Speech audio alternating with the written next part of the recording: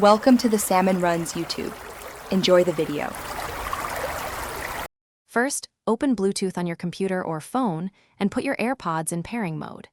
Pair the Airpods before launching Bandlab to ensure immediate device recognition. Keep your Airpods charged to at least 50% to avoid drops during recording.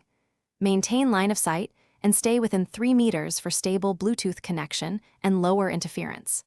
After pairing, reopen Bandlab so the app can detect the newly connected audio device. This sequence prevents device conflicts and speeds up the setup process. Open your Bandlab project and go to the App Audio Settings panel to choose Devices. Select your Airpods as both the input and output device for monitoring and recording. Set the project sample rate to 44, 1 kHz for standard compatibility and reliable timing.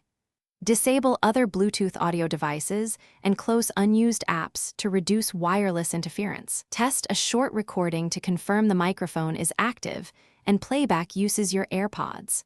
If both directions work, you are ready to record or overdub in Bandlab. Understand that Bluetooth headphones typically introduce about 100 to 200 milliseconds of latency while monitoring. For tighter timing, consider using wired headphones or the AirPods Pro for slightly improved microphone performance.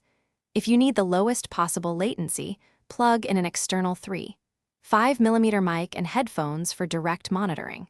When you experience dropouts, reconnect your AirPods and restart Bandlab to reset audio streams.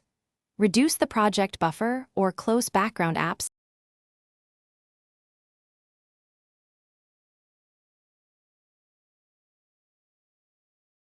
Thanks for watching. Consider subscribing if we helped you.